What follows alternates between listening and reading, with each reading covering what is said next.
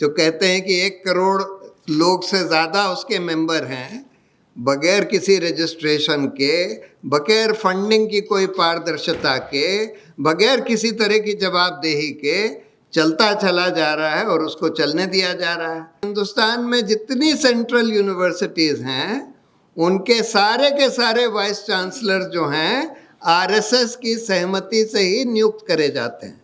उसमें से कई वाइस चांसलर्स, कई केस तो मैंने ही किए हैं, कई वाइस चांसलर्स यूजीसी के रेगुलेशन के हिसाब से अनक्वालिफाइड हैं, उनको क्वालिफिकेशन नहीं है लेकिन फिर भी बना दिया गया है। और क्योंकि आजकल ये लोग काफ़ी हद तक इनका कंट्रोल न्यायपालिका के ऊपर भी हो गया है, तो इसकी वजह से इसके चलते हुए अनफॉर्चुनेटली न्यायपालिका भी इन आरएसएस के अनक्वालिफाइड वाइस चांसलर्स के अपॉइंटमेंट को रद्द नहीं करती है। सबसे पहला काम तो इनका होता है मुसलमानों के खिलाफ नफरत फैलाना, और ये सारी जगह अपने लोगों से, अपने एसोसिएटेड संगठन जो हैं विश्व हिंदू परिषद और फला हिंदू दल, धिमाका हिंदू दल, तरह तरह के इन्होंने संगठन अपने एफिलिएटेड बनाए हुए हैं, उनके थ्रू मुसलमानों के प्रति और ईसाइयों के प्रति नफरत फैला रहे हैं, जो कि हिंदुस्तान के कानून में एक सीरियस अपराध है। आरएसएस की हिस्ट्री बता दी, किस किस तरह से उन्होंने देश के आज़ादी आंदोलन में सिर्फ हिस्सा ही नहीं लिया बल्कि उसको कुचलने की पूरी कोशिश करी। कैसे उन्होंने संविधान का बहिष्कार किया, मतलब इतनी सारी चीज़ें हैं। उन्होंने हमारे राष्ट्रीय ध्वज का बहिष्कार किया। तो इसमें कोई शक नहीं है कि बिल्कुल देशद्रोही इनका इतिहास रहा है। ये अपने आप को नेशनलिस्ट कहते हैं, लेकिन पूरा इनका इतिहास दिखाता है कि ये नेशनलिस्ट क्या, बिल्कुल एंटी नेशनल हैं, बिल्कुल देशद्रोही हैं।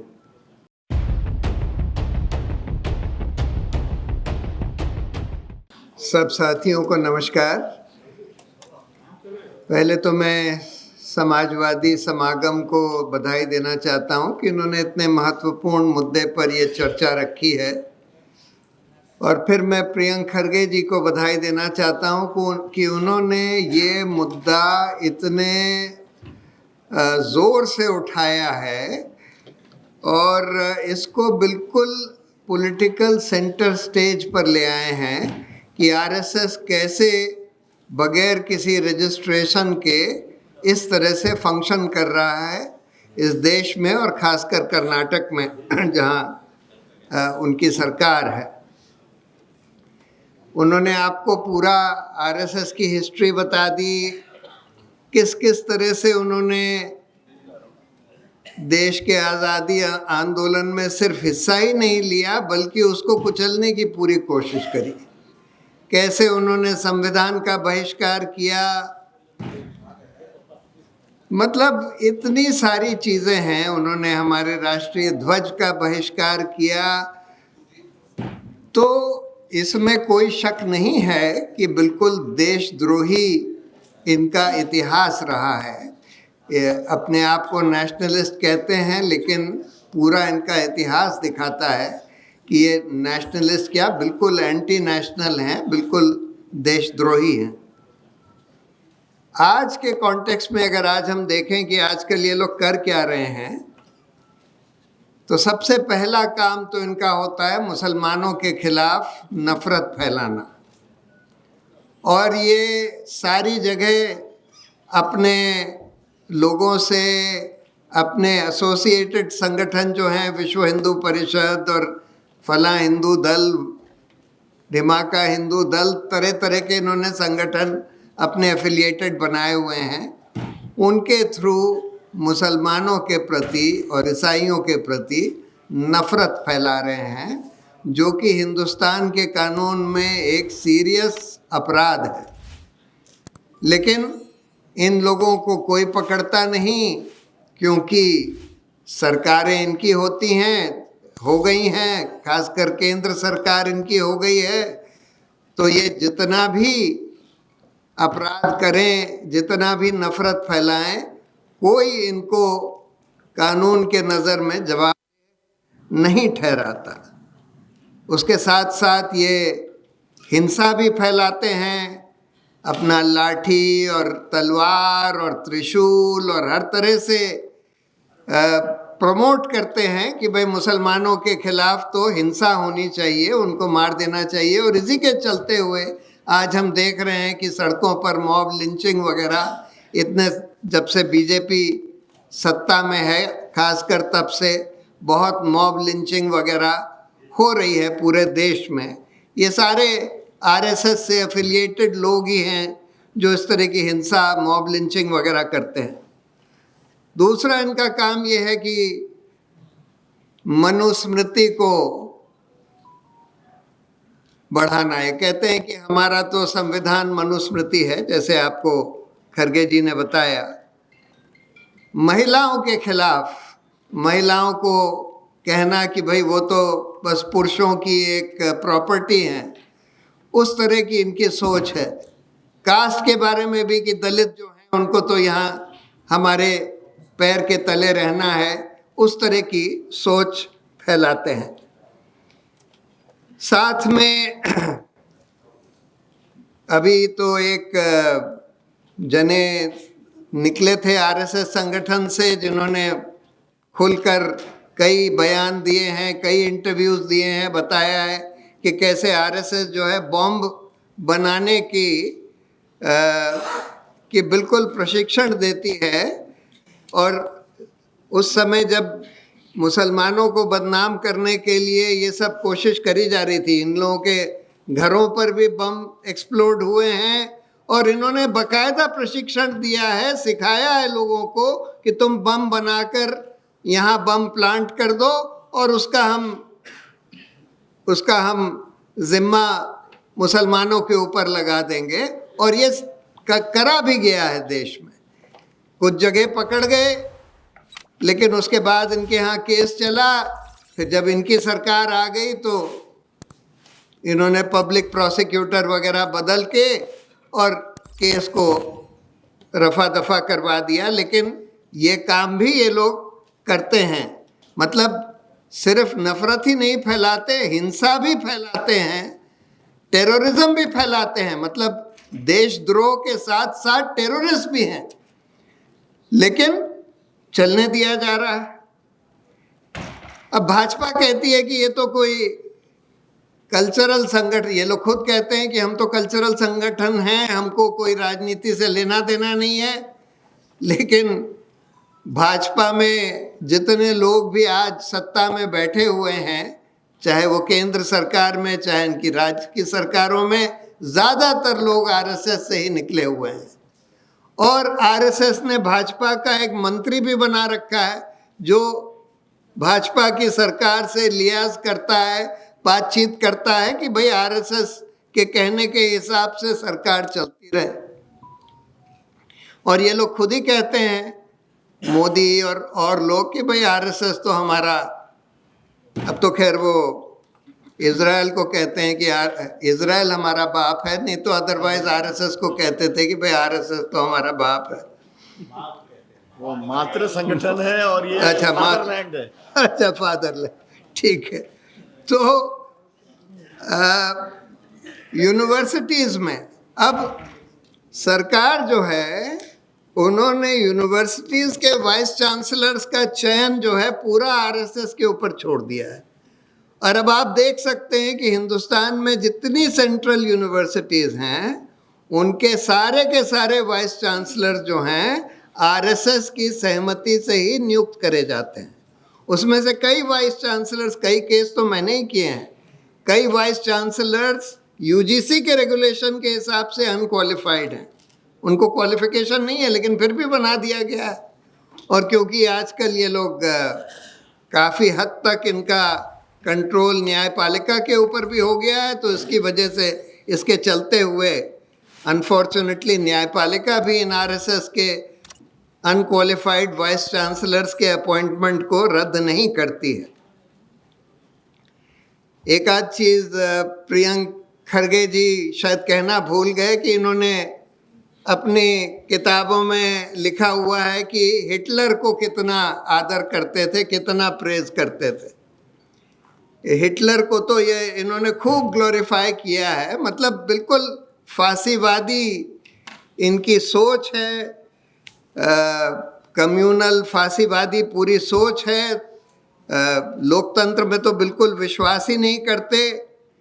और अगर किसी ऑर्गेनाइजेशन, अगर ये रजिस्टर्ड ऑर्गेनाइजेशन होते, अगर किसी ऑर्गेनाइजेशन को हिंदुस्तान में बैन होना है तो आरएसएस को कायदे से बैन हो जाना चाहिए था। इन्होंने सिमी को, students Islamic movement of India, जो स्टूडेंट्स विंग था एक मुस्लिम ऑर्गेनाइजेशन का, जिसमें कोई ऐसी चीज़ नहीं थी कि जिसके आधार पर उनको बैन किया जाए, उसको बैन कर दिया, लेकिन आरएसएस को नहीं बैन किया। ये जो मुद्दा खरगे जी ने उठाया है कि उनका रजिस्ट्रेशन होना चाहिए जिससे उनकी फंडिंग का पता लग सके, उनको फंडिंग के प्रति जवाबदेह ठहराया जा सके, उनकी फॉरेन फंडिंग भी बहुत होती है। एक अमेरिका में ऑर्गेनाइजेशन है, उसमें छानबीन करके निकाला है कि इनके कितने सारे एफिलिएटेड ऑर्गेनाइजेशंस हैं जिनको खूब फॉरेन फंड्स मिलते हैं। ओएनजीसी वगैरह से भी जो फंड्स दिए गए हैं, डायरेक्टली आरएसएस को नहीं, लेकिन आरएसएस से जुड़े हुए कई सारे संगठनों को ओएनजीसी से, दूसरे जो पब्लिक सेक्टर अंडरटेकिंग सरकार के अंडर हैं, उनसे दिए गए हैं। तो इनकी इतना बड़ा ऑर्गेनाइजेशन, जो कहते हैं कि 1 करोड़ लोग से ज़्यादा उसके मेंबर हैं, बगैर किसी रजिस्ट्रेशन के, बगैर फंडिंग की कोई पारदर्शिता के, बगैर किसी तरह की जवाबदेही के चलता चला जा रहा है और उसको चलने दिया जा रहा है। अब बड़ा सवाल ये है, और इन्होंने इतने बड़े बड़े भवन, जैसे आरएसएस भवन जो बता रहे थे खरगे जी, कि 150 करोड़ रुपए लगाकर बिल्कुल एक आलीशान 5 स्टार इमारत इन्होंने अपने आरएसएस के ऑफिस पर बना ली है। ये सब पैसा कहाँ से आ रहा है, कैसे आ रहा है, किसके पास आ रहा है, किसकी जवाबदेही है, ये सब तो पता होना चाहिए। अब सवाल ये है कि हम लोग को क्या करना चाहिए, क्या कर सकते हैं। देखिए, आरएसएस को, एक तो खैर अनरजिस्टर्ड ऑर्गेनाइजेशन है, दूसरी बात यह है कि किसी भी संस्था को बैन करना कई बार काउंटर प्रोडक्टिव होता है, लेकिन कई चीज़ें हम लोग कर सकते हैं।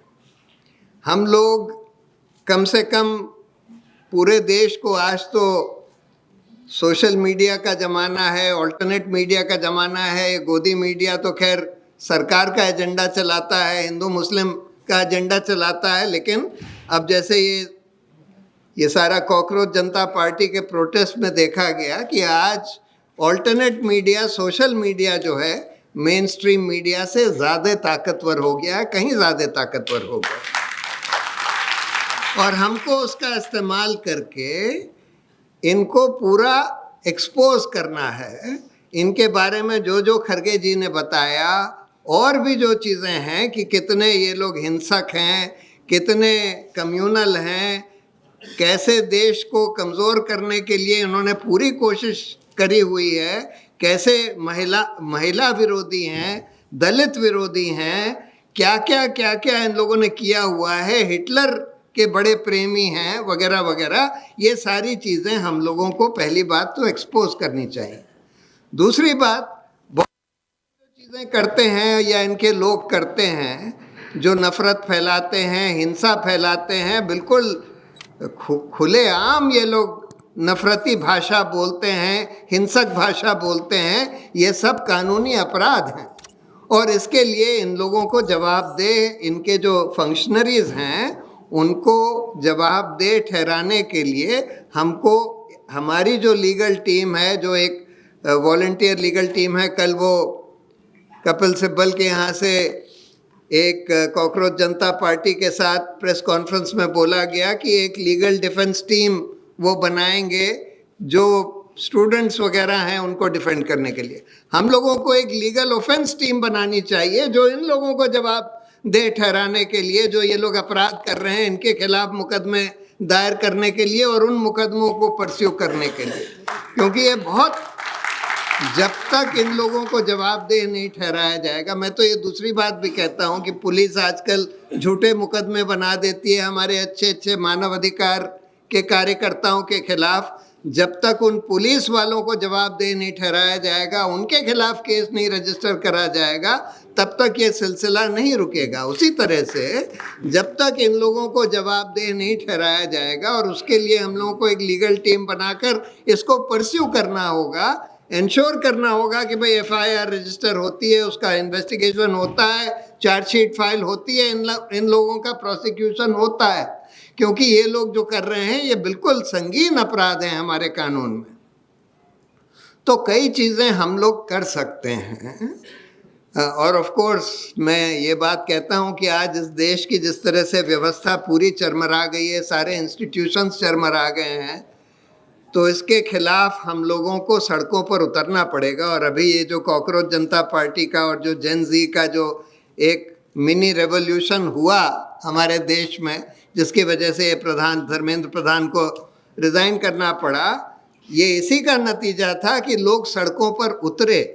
जेन ज़ी, कम से कम यंग लोग, हमारे देश का युवा पीढ़ी सड़कों पर उतरी, जगह जगह सड़कों पर उतरी, और उसकी वजह से फिर ये आज भी हम सुप्रीम कोर्ट में थे, जहाँ पर इसका कि ये जो हिंसा करी गई इन लोगों के खिलाफ, उस पर क्या हो, उस पर भी हम देख रहे थे कि सुप्रीम कोर्ट का आज रवैया काफ़ी ठीक था, पहले से काफ़ी बदला हुआ था। जब लोग सड़कों पर उतरते हैं, जब उसका दबाव पड़ता है, तब हम देखते हैं कि इंस्टीट्यूशंस भी बदलती हैं। उसी तरह से हम लोगों को RSS के खिलाफ भी सड़कों पर भी उतरना पड़ेगा। तो क्योंकि ये एक बहुत ही बड़ी समस्या है हमारे देश की। इस तरह का संगठन बिल्कुल बेलगाम चल रहा है, जो खुलेआम नफरत, हिंसा, महिला विरोधी, दलित विरोधी हर चीज़ प्रोपोगेट कर रहा है, देश विरोधी। ऐसे संगठन को रोकने के लिए उसके खिलाफ सड़कों पर भी हम लोगों को उतरना पड़ेगा। यही कुछ चीज़ें मैं आपसे शेयर करना चाहता था। बहुत बहुत धन्यवाद।